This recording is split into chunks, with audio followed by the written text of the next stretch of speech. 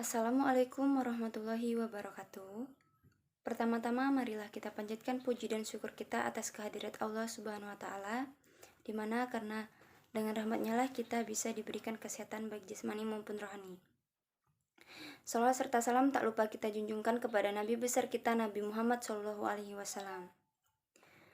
Baik, yang saya hormati Ibu Diah Mukminatul Hasimi selaku dosen pembimbing dan teman-teman yang selalu saya banggakan. Sebelumnya izinkan saya memperkenalkan diri.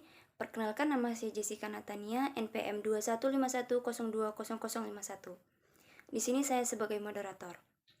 Kami di sini dari kelompok 6 ingin mempresentasikan hasil diskusi kami. Sebelumnya izinkan saya memperkenalkan anggota kelompok saya yang akan menjelaskan materi tentang ilmu tajwid. Materi yang pertama akan dijelaskan oleh saya sendiri.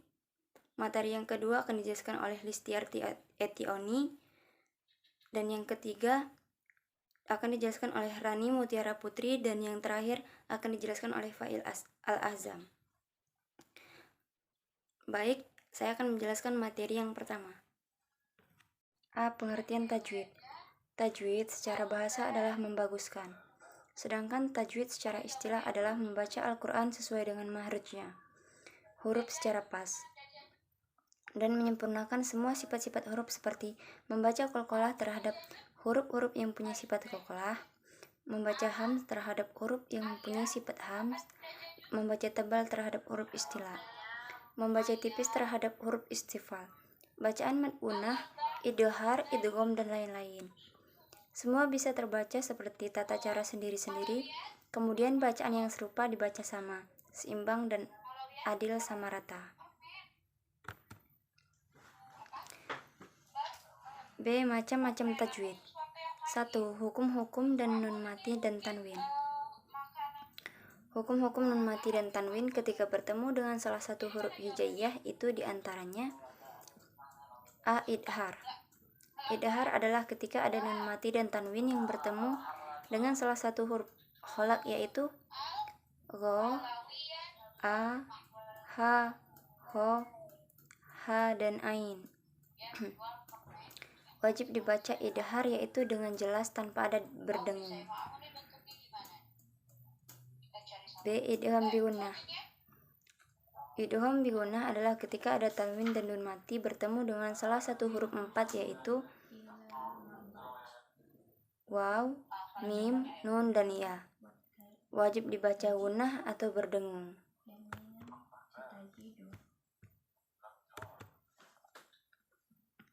C. Iklab. Iklab adalah ketika ada nun mati dan tanwin bertemu dengan huruf ba.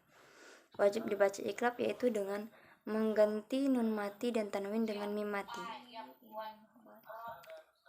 D. Ifa.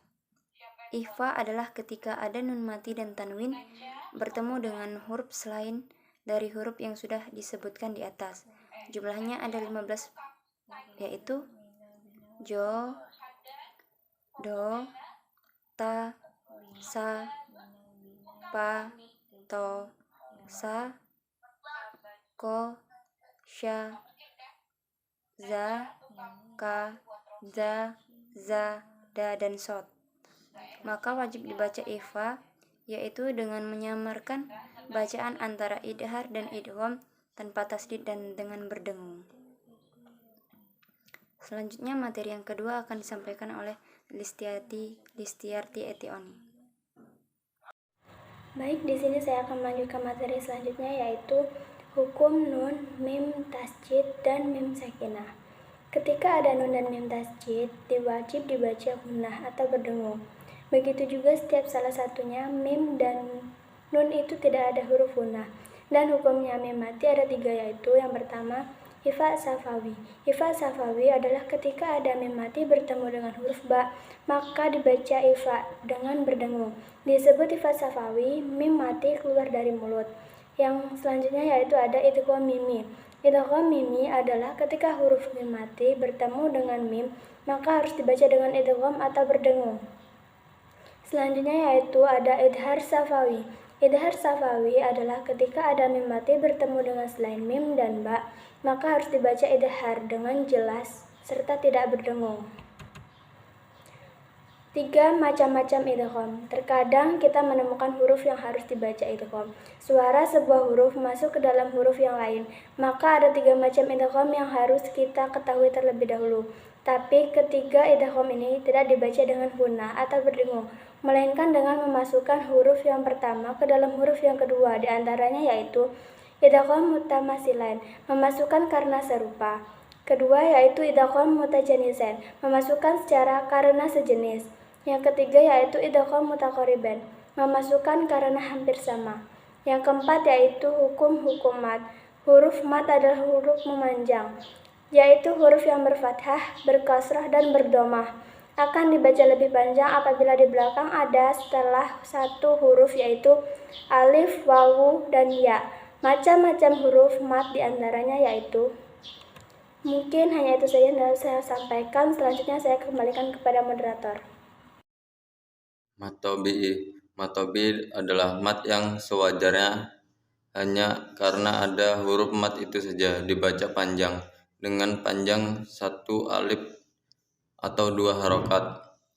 Yang kedua ada mat jaiz. Mat jaiz adalah apabila sesudah huruf mat ada hamzah alif yang bukan mat biasa, disebut hamzah juga dalam ilmu taujid. Tetapi dalam lain kalimat panjangnya dari 2 harokat hingga 5 harokat. Mat wajib.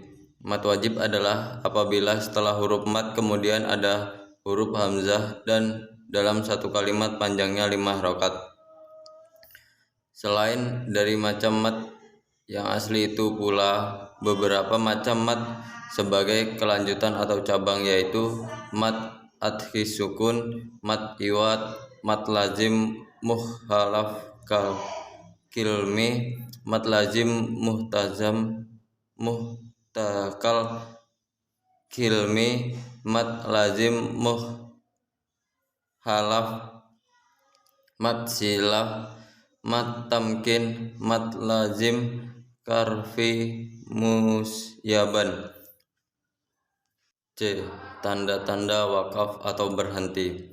Wakaf artinya berhenti, lawannya washal, yang artinya langsung. Dalam membaca Al-Quran sangatlah penting menghentikan tanda-tanda wakaf seperti di bawah ini.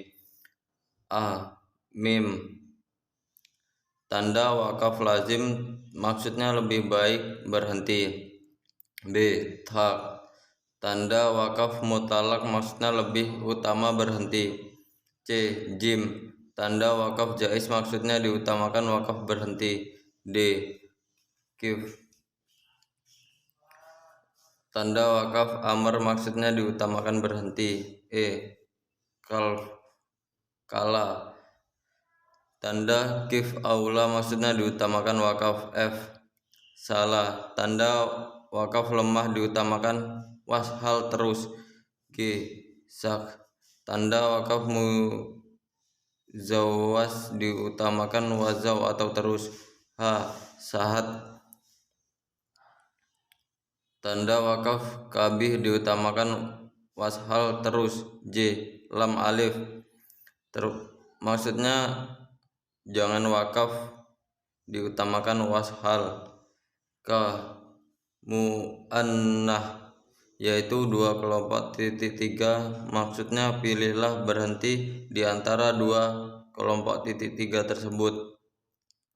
Boleh berhenti pada kelompok titik 3 pertama atau titik 3 yang kedua. Materi yang terakhir yaitu tentang fungsi dan kewajiban menggunakan tajwid. Kewajiban dalam menggunakan tajwid dalam membaca Al-Quran hukumnya adalah fardu ain, sesuai dengan dalil seperti nas Al-Quran dan tajwid di bawah ini. Dalil Al-Quran yang artinya bacalah Al-Quran dengan baik dan jelas. Nabi Muhammad SAW bersabda, yang artinya banyak orang membaca Al-Quran tetapi Al-Quran yang dibaca membawa bahaya kepada orang yang membacanya, yaitu ketika mengganti bacaan dan makna dari Al-Quran atau sebab tidak mau mengamalkan perintah membaca Al-Quran dengan tartil dan tajwid. Kesimpulan yang dapat kami ambil adalah setiap muslim diwajibkan membaca Al-Quran secara baik dan benar. Oleh sebab itu, Setiap muslim diwajibkan dalam belajar memahami tata cara membaca Al-Quran atau ilmu tajwid. Ilmu tajwid yaitu ilmu yang membahas tentang tata cara membaca Al-Quran dengan baik dan benar, yang berisi tentang cara membaca, kapan bacaannya harus dibaca panjang, pendek, berdengung, jelas, samar, dan di mana harus berhenti, serta mengetahui makhrajul huruf yang benar dan tepat. Terima kasih. Baiklah, mungkin itu saja materi yang dapat kami sampaikan. Semoga bermanfaat untuk kita semua. Kurang dan lebih kami mohon maaf. Kepada Allah kami mohon ampun. Terima kasih. Wassalamualaikum warahmatullahi wabarakatuh.